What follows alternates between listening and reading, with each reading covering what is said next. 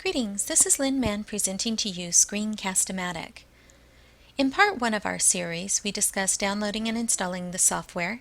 In part 2, we discussed the control panel. Part 3, we discussed how to record your video. And in this part, part 4, we'll be discussing publishing your video.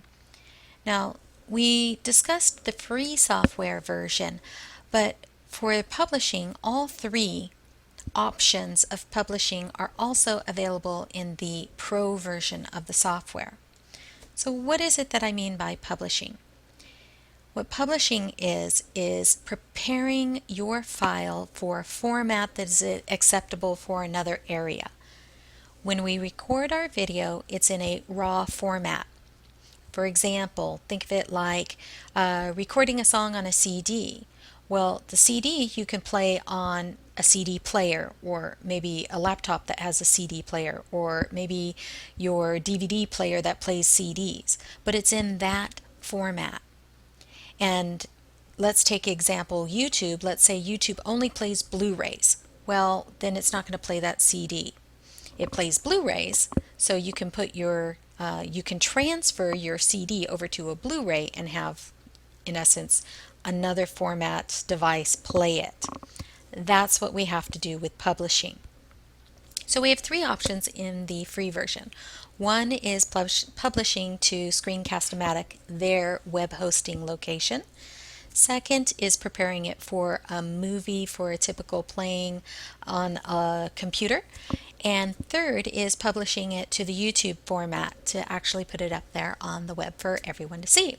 So the first format is Screencast-O-Matic.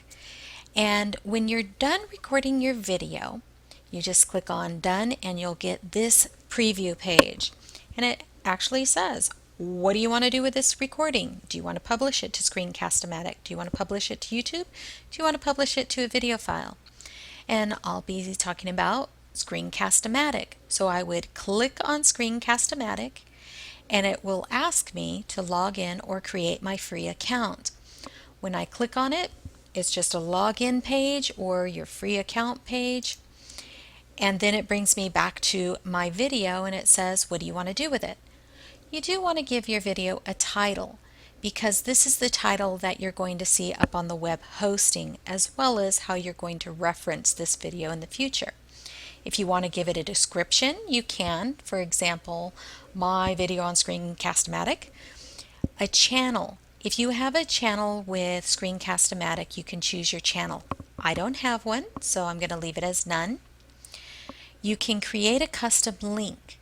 What that means is once you click on Publish to Screencast-O-Matic, Screencast-O-Matic will actually assign you a link to get to this video. But if you have a custom link that you want to use, you can click on Custom Link and actually put that custom link in there. You can also set a password, so not everybody in the world can see this video, but only those who have your password. You can add whatever notes you want to add. And then you can choose the quality of the video. So you have high quality, medium quality, which is default, normal, and low quality. This depends on who you think is going to watch your video in the future. Is it going to be somebody with a slow computer or a slow internet connection? Then you would want to do a low quality. Otherwise, normal is just fine. You can add captions, which once you choose to add captions, you'll get a pop-up that will ask you for a text file and a title of that if you want. It does show you see an example of a screen, the caption, and it's in a specific format. I didn't click on that to show you that, but it is just a text file with some times to play the caption. So how Screencast-O-Matic translates that is it sees the time and then it puts up the caption up on the screen. We have some Screencast-O-Matic options. We can add a description to make it searchable. Users can add notes and users can leave comments, and then you have your Psalm account and upload to Psalm. It's pretty straightforward. The next option we have is publishing to YouTube. Now, to be able to do that, you should have a YouTube account or something connected to YouTube. If you do, it's real simple. You would click on Publish to YouTube. Again, give your video a title, a description, some tags, so where folks that are searching for it on YouTube, it can find it. You would choose a category, and you want to make your video public, and there's some other privacy settings if you want it just to you until you get it up there and fiddle with it. You can change the quality again to high, normal, and low. Again, you can add captioning. YouTube also has an option once you publish your video to YouTube. It has a caption option that it will do the captioning for you. I found that sometimes it's off. So if you really need it to be specific and grab every word that you're saying and make sure that it matches, building your own caption file would be better. We have some advanced options which would be showing the mouse and such, and then upload to YouTube. Once I click on upload to YouTube, if I don't already have my account added here, what you're going to do is add your YouTube account, launch the browser, and it says, since I already have my account that's on there, it says manage your YouTube account, and I say allow access, and it says I've added my YouTube account. Remember me on my machine if I choose or not. And then I upload it to YouTube, and bingo, it's up there on YouTube. It's pretty quite straightforward. The next option we have is publishing to a video file. And we have some options for, video type. And by default, it's MP4, which is the probably most popular format out there, which is QuickTime. A Windows machine can play it. Pretty much anything out there can play it as long as you have QuickTime downloaded.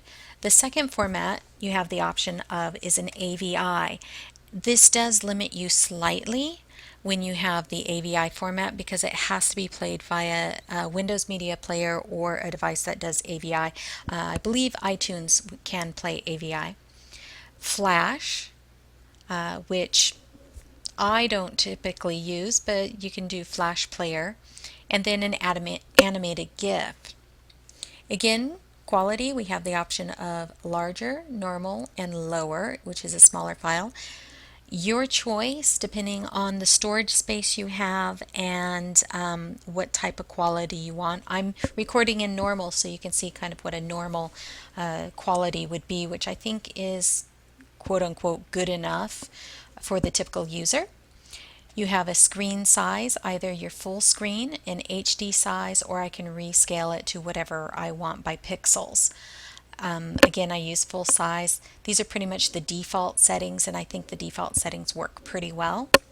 I can add some notes at a particular second, similar to not quite captioning. It is different than caption. Notes can be on the side and downloaded separately in a separate file. So if I wanted some notes to be able to look back and say, oh, this picture is by artist so-and-so, then I would put a note in there at the specific second's caption that it was. I can add notes, several notes, so each time that I want to add a note at a particular time, I just click on add note, add another note, put in the seconds, let's say at 5 seconds, add a note. Bob caught the cat at 10 seconds, add a note, and continue to do that for each of the notes. Caption's different. Caption is where you're going to add that file, and specifically at this time it's going to display a line of text on your screen, so those who are hearing impaired or those that maybe don't have sound on their machine, that they can read the content of your screen. We have some other options. I can show the notes. Remember, if we did any notes up here, I can show the notes on the screen. I can show the mouse cursor, which I really like because it draws your attention to what I'm talking about. show the mouse clicks, that's also helpful, and show the mouse halo, which would be the circle around the mouse, so not just the pointer but the circle around the mouse. Click on, I can remove audio, I can remove webcam if those two were available. If I didn't want to hear the audio and just show the picture, I could say remove audio. And also if there was that picture in picture, I could remove the webcam so it's just the screen capture, which is kind of nice because maybe I don't want to add the webcam to publish, to create one video for somebody, but perhaps I want to keep the webcam picture in picture for another version of the video, which you can do twice. And then your video is saved in the format that you chose. So let's summarize what we covered in this video.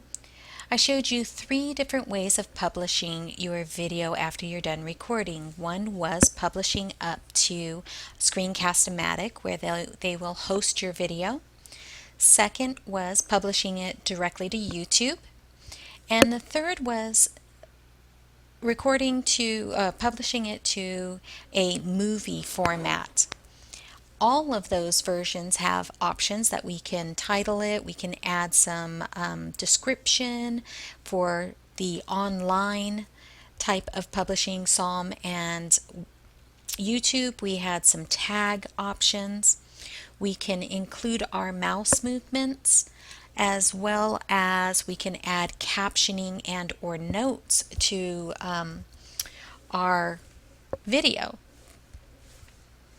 If you enjoyed this video, you can check out more of these on the YouTube channel, CA Community Colleges, for both the Screencast-O-Matic free version as well as. So, until then, this is Lynn Mann. Be seeing you.